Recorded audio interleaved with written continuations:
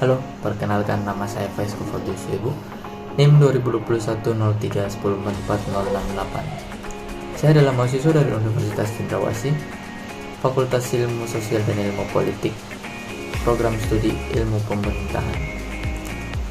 Tujuan pembuatan video ini adalah untuk melengkapi atau memenuhi tugas ujian akhir semester mata kuliah pengantar ilmu pemerintahan oleh Bapak dosen Mulyadi Anakota SIP MKP.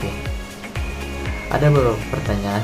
Pertanyaan pertama, jelaskan apa yang dimaksud pemerintah dan pemerintahan.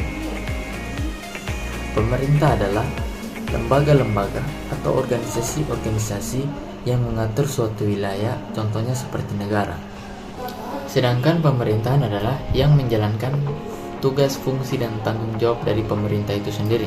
Contohnya seperti legislatif terdiri dari DPR MPR, yudikatif terdiri dari Mahkamah Agung, Mahkamah Konstitusi, dan yang terakhir lembaga eksekutif yang terdiri dari Presiden, Wakil Presiden, dan kabinetnya.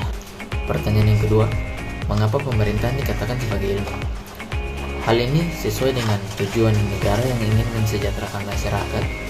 Jadi dapat dikatakan bahwa ilmu pemerintahan adalah ilmu yang ilmiah atau ilmu pengetahuan yang ilmiah karena memiliki metodologi atau filsafat dan memiliki guna atau manfaat untuk kesejahteraan masyarakat banyak bagi suatu negara. Pertanyaan yang ketiga, mengapa pemerintahan dikatakan sebagai kebutuhan? Pemerintahan dikatakan sebagai kebutuhan karena dengan adanya pemerintahan dapat mengatur, mengelola, dan menertibkan masyarakat. Pertanyaan yang keempat, sebutkan dan jelaskan asas-asas pemerintahan.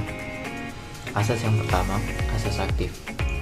Asas aktif, pemerintah berada di posisi sentral di mana pemerintah mengatur seluruh permasalahan orang, mulai dari yang belum lahir sampai yang telah mati.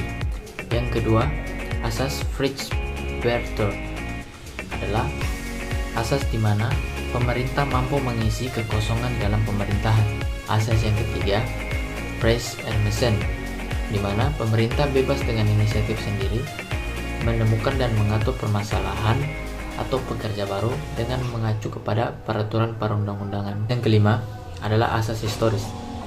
Asas historis adalah asas di mana peristiwa-peristiwa yang terjadi di masa lampau dapat terjadi atau terulang kembali di masa kini. Asas yang kelima, asas etis. Asas di mana pemerintah memperhatikan kaidah moral dalam menyelenggarakan pemerintahan. Asas yang keenam, asas otomatis.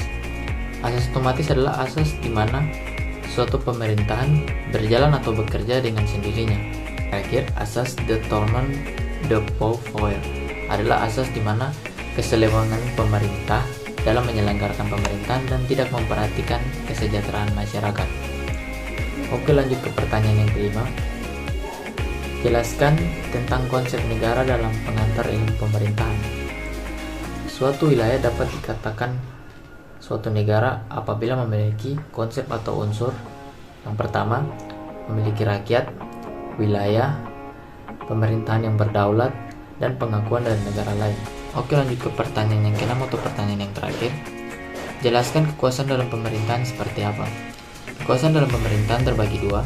Kekuasaan yang pertama, position power atau kekuasaan yang dapat karena jabatan, dan yang kedua kekuasaan personal power atau kekuasaan yang dapat karena mampu mempengaruhi orang lain atau mampu mengerjakan bidang-bidang tertentu.